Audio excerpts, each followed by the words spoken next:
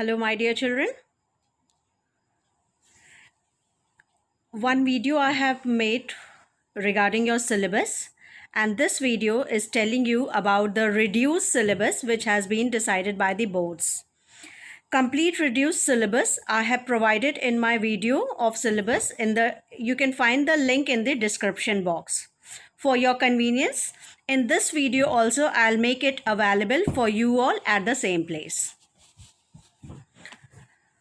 For your convenience, before starting of every chapter, I'll make you aware of the reduced portion of that particular chapter.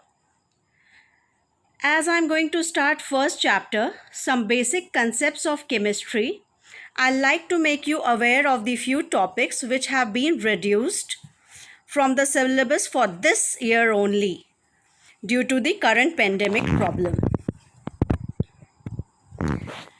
You can see I have highlighted the topics which have been reduced: precision and accuracy, quantities and their measurements in chemistry, significant figures, SI units, conversion of units, numericals, and applications of units, atomic, isotopic masses and molecular mass, relative molecular mass, and mole.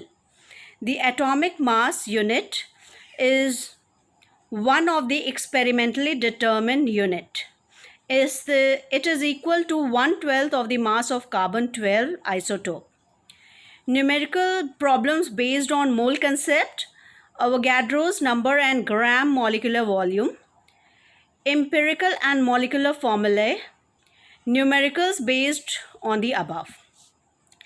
Chemical reactions, stoichiometric calculations based on mass, volume, volume relationship, and limiting reagents. So you can see from this chapter, at least all the numerical portion has been reduced. And in the explanation of the chapter, if these appears, it will not make any harm in listening, but for sure questions from these will not be asked in any of the exam this year. One more warning: don't cut badly or fold the pages of your book. Only mark it with highlighter, because of any further competitive exams you have to study it.